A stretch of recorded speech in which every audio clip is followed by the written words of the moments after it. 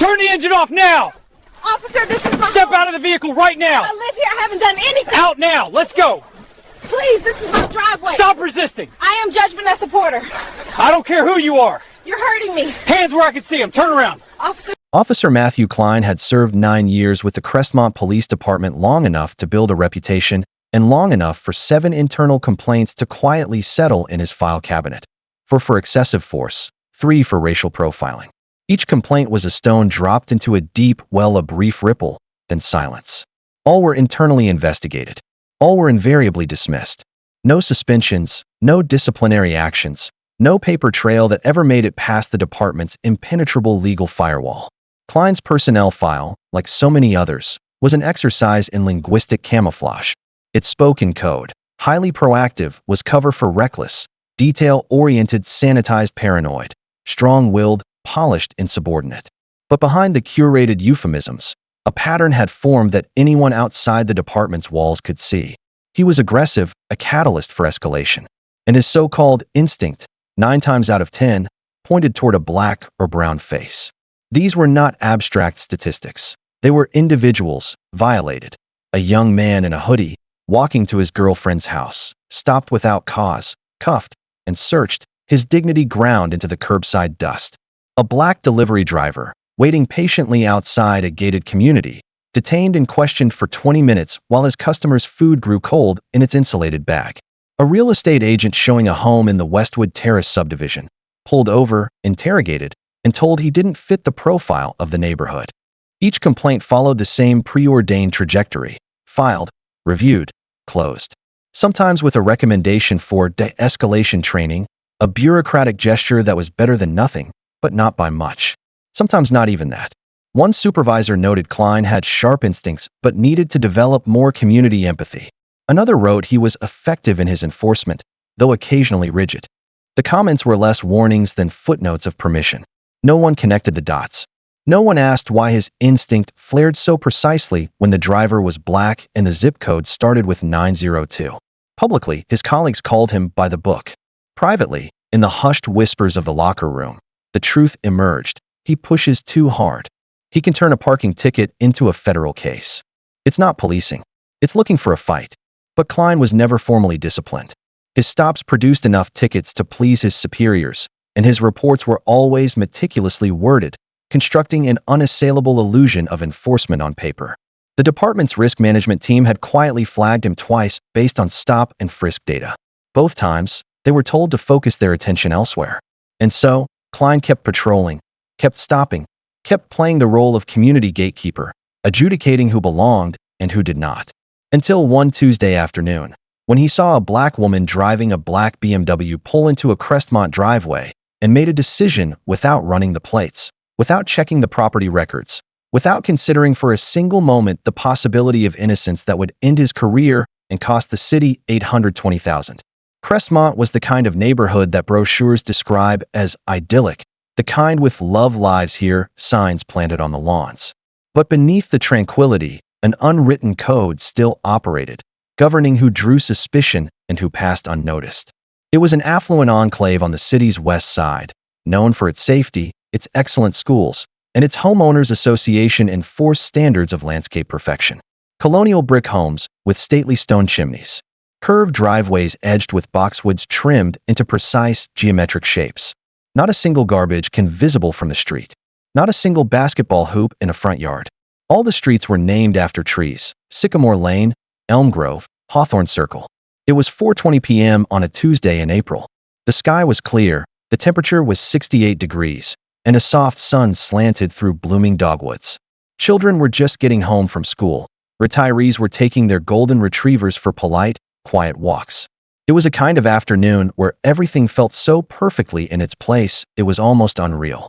Into this perfect picture, a black BMW glided, smooth and silent, turning onto Azalea Drive. Judge Vanessa Porter was home. She had just finished a full day of hearings at the state courthouse downtown, still wearing the black robes of her office, her court-issued parking placard still hanging from the rearview mirror. Her heels were off, resting on the passenger seat. She'd slipped on comfortable flats for the drive. The braided bun at the nape of her neck had loosened slightly over the long day on the bench. Her mind was a weave of the mundane details of a full life. What to make for dinner, her niece's upcoming college tour, and whether her mother had remembered to take her afternoon medication. Her entire world was grounded in these concrete, real concerns. It never occurred to her that, in her own driveway, she would be seen as a threat. She slowed, signaled, and turned smoothly into her driveway, the second house on the right. Brick facade, black shutters, azaleas blooming riotously on either side of the front porch. It was the home she had earned with 15 years of sweat and intellect, paid for in full, the deed registered cleanly in her name. She shifted the car into park and reached for her briefcase. That's when she saw it in her rearview mirror. A patrol car stopped behind her. No siren, no lights, just a slow, deliberate positioning at the mouth of her driveway, a barrier blocking her exit. The door opened. A white officer stepped out, his hand resting reflexively on his duty belt, sunglasses still on. His gaze was a scanner, moving from her windshield to her face to her car. Officer Matthew Klein did not see a homeowner returning from work. He did not see a respected jurist. He saw an anomaly that fit the map of his own biases, something that, in his mind, did not belong on Azalea Drive. And in that moment, everything else, the title, the robes, the mortgage, the facts, became irrelevant. Vanessa Porter, 52, had spent more than half her life inside a courtroom, not as a spectator, not as a defendant, but as the person entrusted to interpret the law when life, liberty, and futures hung in the balance. She was the first Black woman ever appointed to the State Court of Appeals, a milestone that felt like the natural outcome of a 25-year career, so methodical and disciplined that it left little room for anyone to question how she'd earned it. Harvard Law, top of her class, editor on the Law Review. A federal clerkship that nearly broke her with its workload but sharpened her instincts to a razor's edge. 12 years as a prosecutor, where she became known for a quality exceedingly rare in that role: restraint. She never overcharged, never bluffed. Defense attorneys trusted her word. Judges trusted her judgment. Even the defendants she sent to prison often admitted she was fair.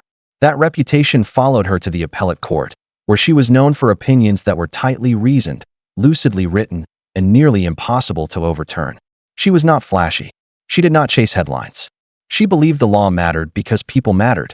Outside the courtroom, Vanessa's life was much quieter than people imagined. She lived in Crestmont not for the status, but for the practical convenience. Close to the courthouse, close to her mother's doctors. Her mother, Eleanor, was 78 and living with early-stage Parkinson's. Some days were good, some were not. Vanessa managed the bad days the way she managed a difficult trial, with calm, preparation, and patience. Her niece, Aaliyah, lived with them too. 16, brilliant, and restless, already talking about law school because she'd grown up watching her aunt read case files at the dinner table. Vanessa liked the hum of life in the house. She liked being needed.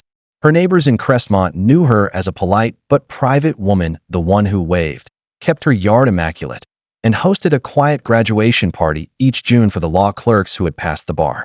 Some were surprised to learn she was a judge. Others felt it made perfect sense. But no one ever questioned that she belonged there. She paid her taxes, served her community, and embodied the very laws Crestmont claimed to value. For decades, she had defended the principles of the Constitution, sworn an oath to fairness and equal protection under the law. She believed in the system so much she had given her entire adult life to it. Which is why what happened next was more than a wrongful arrest. It was a schism of faith, the moment when everything she had spent 25 years defending turned on her, in her own driveway, without a second's hesitation. Officer Matthew Klein was not assigned to Crestmont that afternoon. He was not responding to a burglary, a car accident, or a domestic dispute. He was cruising the neighborhood on his own initiative after a vague report was relayed by dispatch. Suspicious vehicle. Unidentified occupant. Azalea Drive. No license plate number. No specific criminal allegation. Just a cloud of suspicion, open to interpretation.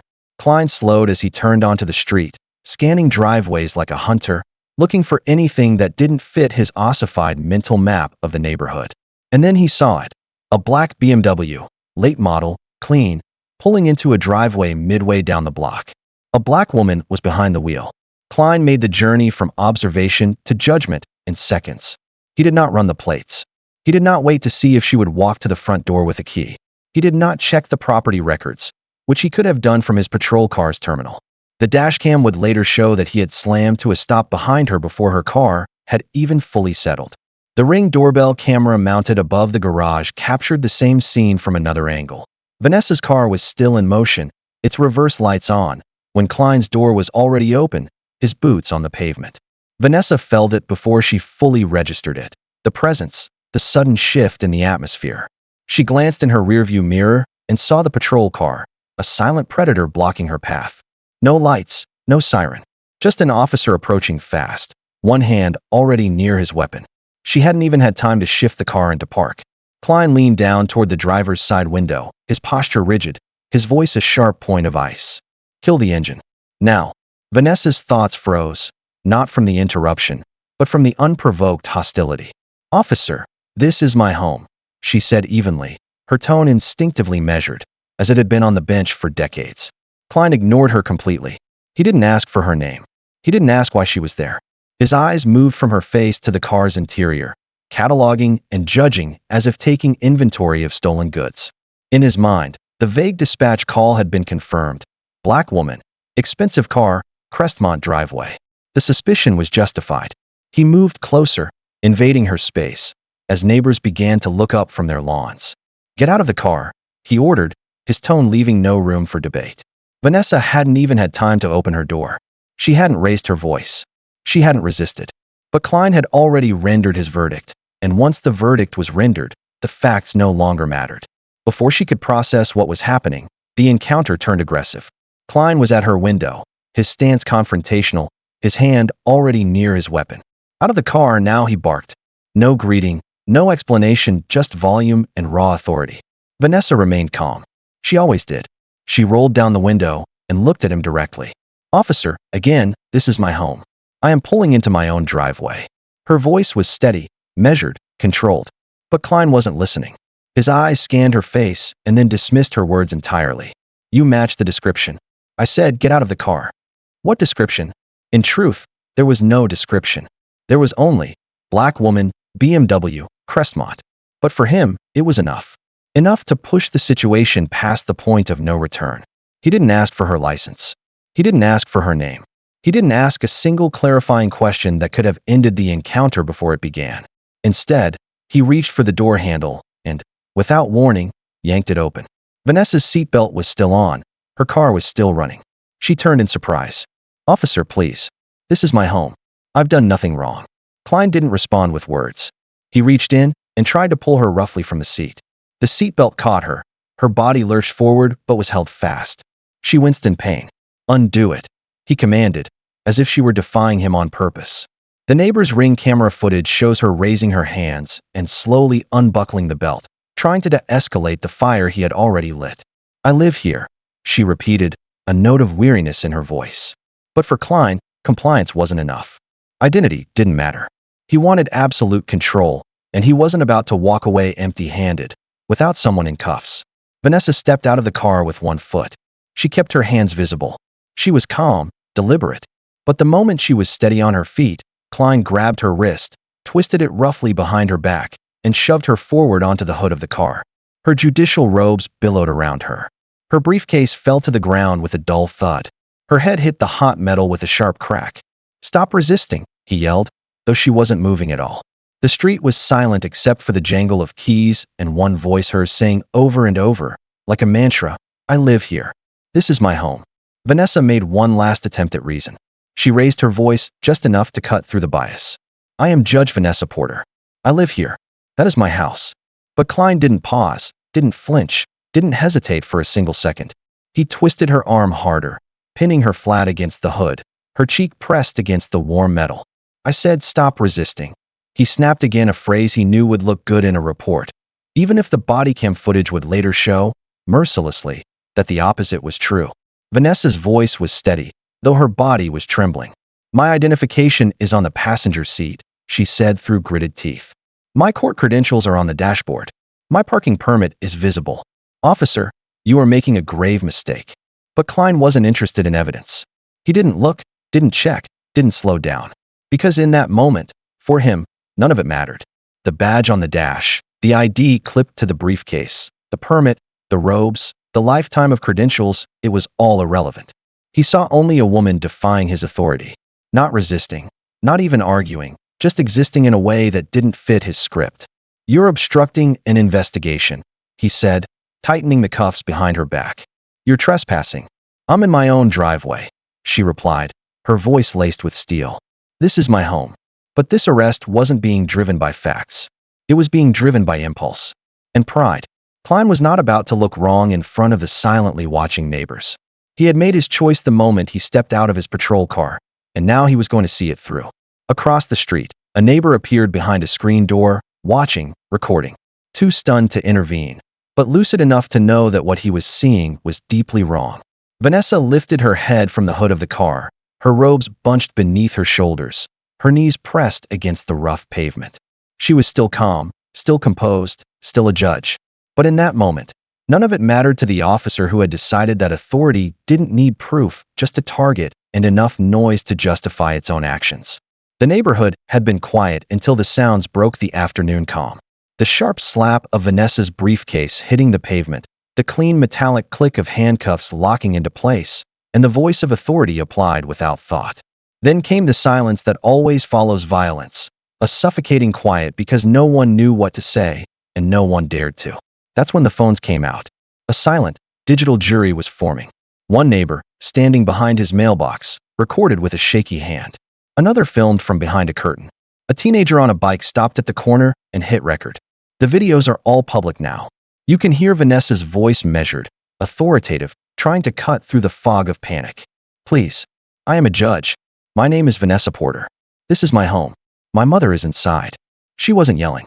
She wasn't struggling. She was narrating, documenting, testifying to her own arrest. Klein was deaf to it.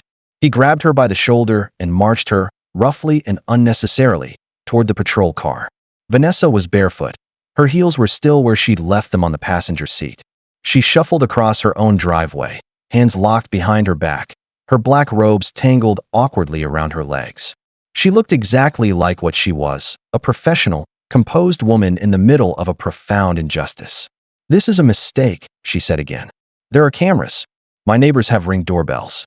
She wasn't pleading. She was warning. It didn't matter. Klein opened the back door and pushed her into the rear seat, where the vinyl was cracked and still warm from the sun. Vanessa's knee hit the doorframe as she slid in sideways, clumsy, fighting for what little dignity was left in the face of absurdity. "I don't care who you are," Klein muttered as he shut the door. His voice, captured clearly on the neighbor's video, would be all over the internet before sunset. For seconds, 6 words, an entire career's worth of arrogance and prejudice, distilled. Vanessa sat in the back of the patrol car, her breathing even, her eyes fixed straight ahead. She had presided over cases involving wrongful arrest, police misconduct, and false imprisonment for years. She never thought she would be the subject of one. But now, in her own driveway, she was no longer a judge, no longer a homeowner, no longer anything but a body in cuffs, barefoot, treated like an intruder on land she owned. The car pulled away from the curb, past the manicured lawns and the stunned faces of her neighbors, leaving behind an empty house, a mother who didn't know what had happened, in a city that was about to pay dearly for a decision made in under 3 minutes. The drive to the station was 12 minutes. It wasn't a panic count, it was a precise one. The judge's instinct. She noted every turn, the speed, the oppressive silence. Klein said nothing, never once looking in the rearview mirror. When they arrived, he parked without urgency, got out, and opened her door. He didn't offer assistance, just barked, "Let's go." Vanessa emerged slowly, hands still cuffed behind her, shoulders straight. The hem of her robes dragged slightly, catching on the uneven pavement. The edges of her hair were frayed. Her shoes were still missing. She walked barefoot through the side entrance of the station, past uniformed officers who stopped their conversations and stared, their faces a mixture of confusion and shock. At the booking desk, a young sergeant looked up and froze. A flicker of unmistakable recognition crossed his face. "Judge Porter." Vanessa nodded. "Yes, Vanessa Porter, State Court of Appeals. I was arrested in my driveway for no." The sergeant looked from her to Klein, who was standing off to the side, arms crossed, jaw set. "What the hell is this?" Klein didn't flinch. Uncooperative subject. Matched the description of a suspicious vehicle report. Refused to exit the vehicle. Claims to be a judge. Claims. The word hung in the air like poison. The sergeant looked back at Vanessa, at her composure, at the court parking placard in her rearview mirror, at the unmistakable face from countless legal briefs. "Lieutenant," he yelled, his voice edged with urgency. Within a minute, Lieutenant Miriam Hale appeared, a 20-year veteran with a reputation for zero tolerance for bullshit. She took one look at Vanessa, and her expression shifted from confusion to horror. "Are you telling me you arrested Judge Vanessa Porter in her own driveway?" She refused to cooperate. Klein insisted, his voice unwavering. Hale didn't respond to him. She turned to the sergeant. "Get those cuffs off her. Now." The sergeant complied instantly. As her wrists were freed, Vanessa rubbed them gently. She folded her hands in front of her. "Thank you," she said, her voice betraying no tremor. "I expect this incident to be documented in its entirety. Video, audio, everything." Hale nodded, her eyes a mixture of apology and fury. "It will be. I am so sorry, Judge Porter. You never should have been brought in here." Klein shifted but remained silent. No apology, no acknowledgement. Just the quiet collapse of an authority built on assumption and misjudgment, now face to face with reality. Within the hour, word had reached the chief's office. By morning, the city would be scrambling, but the damage was done, the fracture irreparable. It started with a neighbor's cell phone video, 93 seconds, shaky but clear. A black woman in judicial robes, barefoot, being handcuffed and put into a patrol car while calmly stating, "This is my home." A white officer saying, "I don't care who you are." Before dinner, it was a wildfire on Twitter. 2 hours later, it was the top story on the local news website. By 9 p.m., all 3 major networks had picked it up. The headlines wrote themselves. Black female judge mistaken for criminal in her own driveway. By midnight, it was a national story. The Ring doorbell footage from across the street time-stamped. Crystal clear showed Officer Matthew Klein moving in before Judge Vanessa Porter's car had even come to a complete stop. The dashcam audio, obtained through a public records request, added another layer of damnation. Her calm, his escalation. Her evidence, his dismissal. It was all there, unambiguous, a clean sketch of bias in action. There was no blurry context, no complicated narrative. It was exactly what it looked like, a respected judge, in her own driveway, wrongfully arrested for the non-existent crime of parking while black.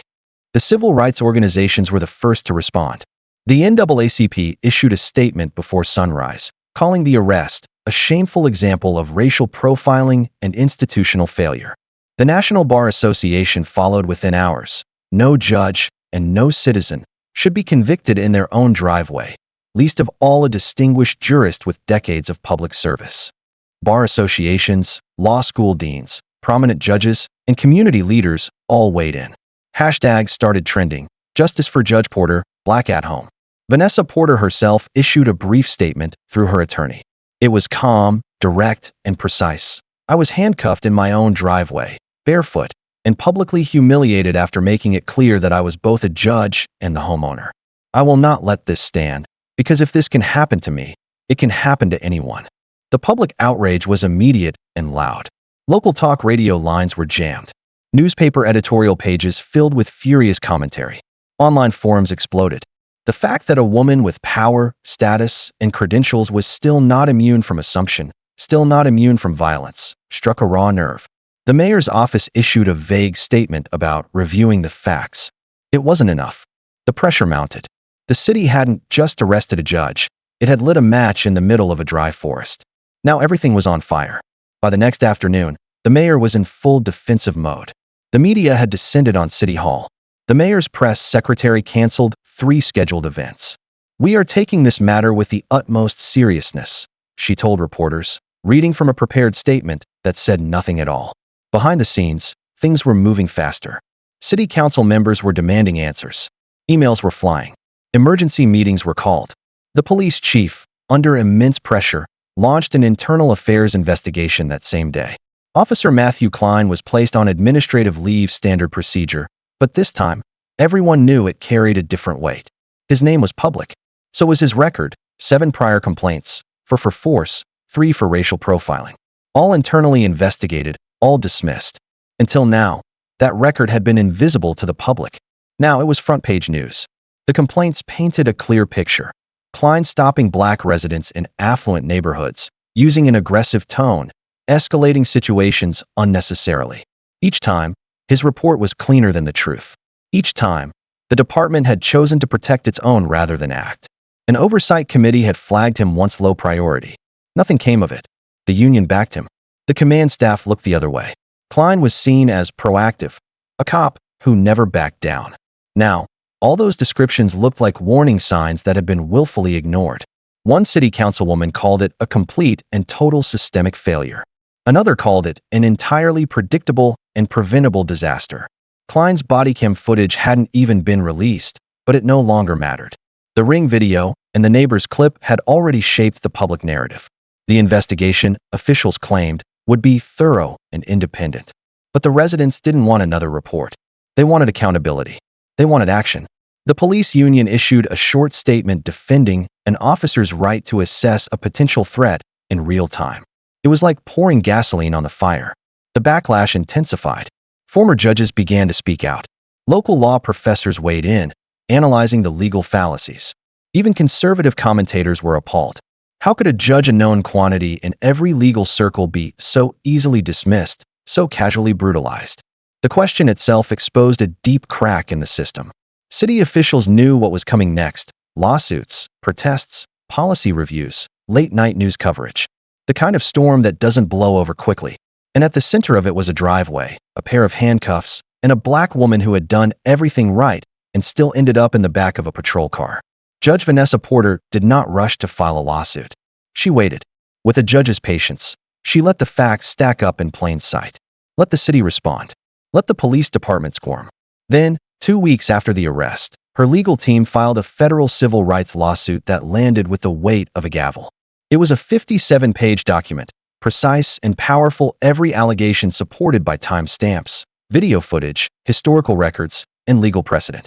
It read less like a complaint and more like an indictment of an entire system.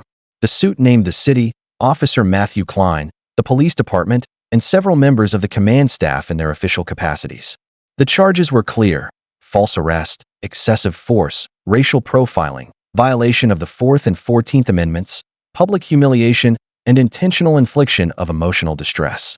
But the suit didn't just target that one Tuesday afternoon. It targeted the pattern, the system, the department that had 7 chances to rein in a problem officer and chose not to. Her lawyers laid it all out with surgical detail. The 7 prior complaints against Klein, all dismissed. For alleging aggressive force, 3 citing racial bias in traffic and pedestrian stops. In every case, the department's response had been the same: a perfunctory, minimal internal review. No discipline. An unsupervised online training module. Each dismissal was another brick in the wall of indifference. The suit included internal documents obtained through a whistleblower, emails from supervisors flagging Klein's behavior, memos describing tense interactions with minority community members, and performance reviews coded in the language of decisive field tactics and an officer's safety first mindset. One lieutenant had written that Klein seems to actively escalate routine stops, particularly with residents of color. That memo never left his desk. Vanessa's legal team used her status not as a shield, but as a measuring stick. If a sitting appellate judge identified, calm, unarmed, and on her own property can be violently and baselessly arrested, the suit read, what protection is there for the ordinary person without a title, without resources, without a camera to bear witness? The lawsuit drew national attention. Civil rights groups called it a landmark case. Legal scholars described it as the rare suit that challenged not just an individual act, but the entire culture of impunity that allowed it to happen. The city's legal team called it complex. Everyone else called it airtight. The damages sought were unspecified, but the message was clear. This wasn't just about what happened in a driveway. It was about all the years of departmental silence that preceded it, and how that silence, over time, became a de facto policy. The discovery process was like prying open a cracked vault, and what spilled out was the ugly truth of the department's inner workings. It wasn't just negligence, it was institutional complicity. In deposition after deposition, the story was the same. Officers had raised concerns, supervisors had acknowledged patterns, and nothing had happened. One former sergeant admitted under oath. Klein had a reputation for pushing the envelope. Everybody knew it. But he brought in numbers.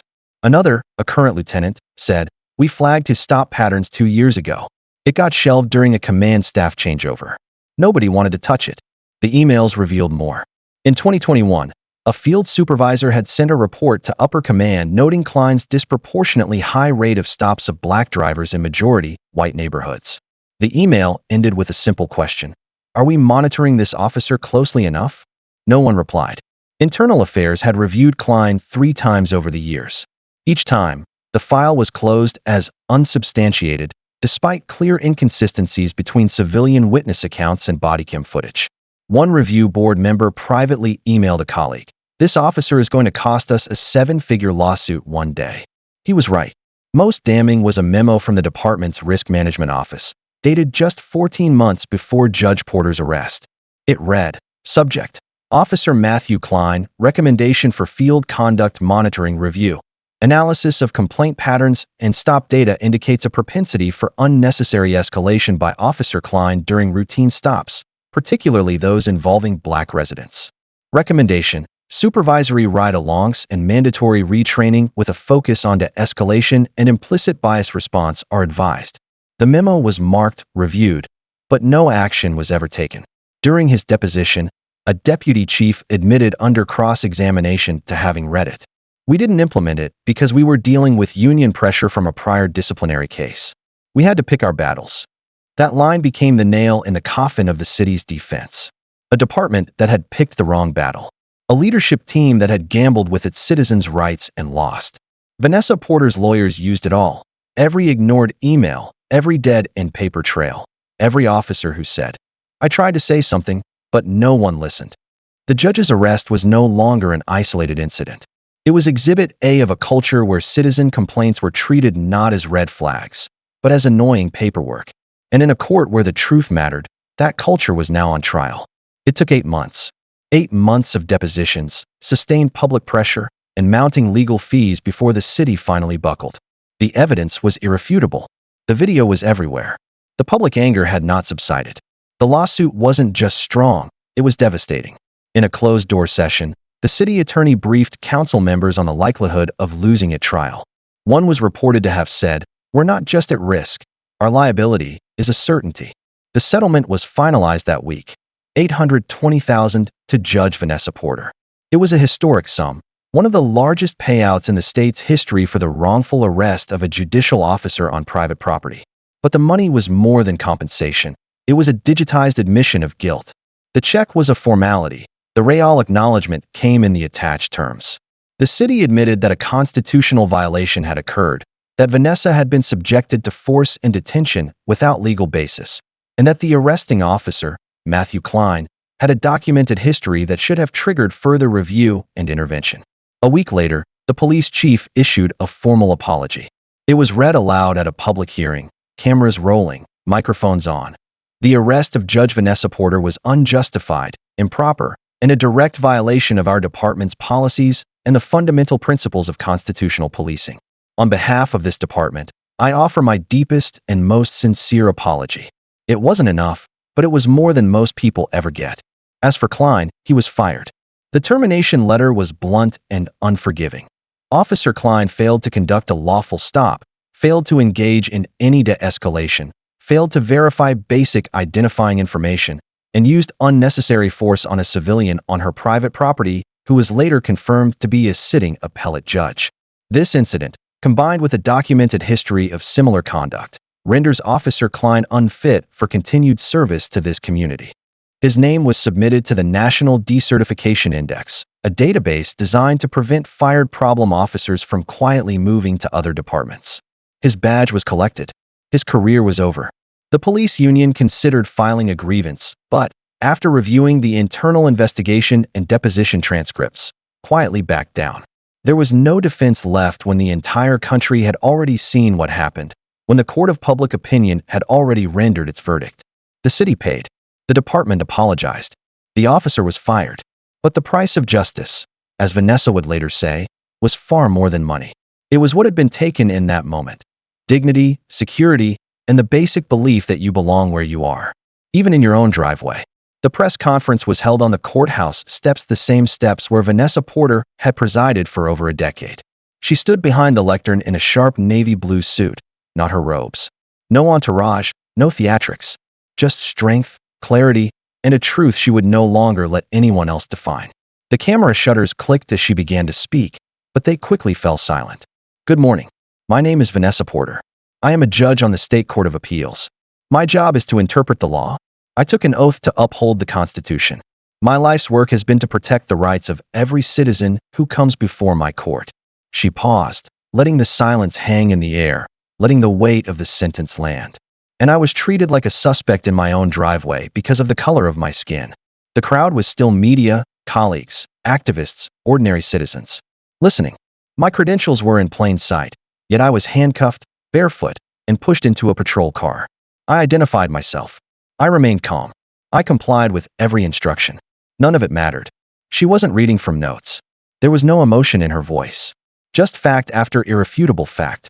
If this can happen to me with my education, my title, my record, my position, what happens to the person without a title? Without credentials in plain sight? Without a camera recording it all? What happens to the young man walking home from his job? The woman driving to a friend's house? The individual no one is watching, no one is paying attention to. Her voice rose slightly, still controlled, but with an unmistakable firmness. This is not just about one bad officer. This is about a system that ignored 7 complaints, that rewarded escalation, that was forced to act only when it became public. She closed the folder in front of her, but did not move. I settled this case not because money can restore a dignity that was trampled, but because accountability has to start somewhere. I am still a judge. I am still a homeowner. I am still a citizen. But I will never be able to erase the moment I was made to feel like a stranger in my own driveway. One last pause, and she looked directly into the cameras, as if looking at every citizen. So I ask this city, and I ask everyone who can hear my voice. What are we doing to make sure the next person isn't handcuffed before they are heard? Do we only believe people are innocent when they are wearing judicial robes? Or are we willing to believe them when they simply say, I live here, and have that be enough? With that, she stepped back. The cameras stayed on her, but the silence from the crowd said more than any picture ever could. The headlines faded. The protests quieted down. The settlement was paid, the officer was fired, and the apology was issued. But the real question lingered like a mist after a storm. What, exactly, had changed? City officials scrambled to prove this was more than just crisis management. They announced a series of reforms, deliberate, structured, written in the formal language of bureaucracy, but real nonetheless. Effective immediately, officers were required to verify identity before initiating physical contact, unless there was an immediate threat to safety. The practice of detain first, verify later was abolished. New policy. Any officer who received 3 or more complaints for racial bias or excessive force within a 24-month period would automatically trigger a mandatory internal audit and behavioral intervention. No discretion, no delays. Implemented concurrently, a new public-facing transparency database to track race-based stop data, searchable by precinct, officer, and outcome. It was designed to reveal patterns, not bury them in paperwork. Most notably, the creation of a civilian community oversight board with independent subpoena power and access to disciplinary records.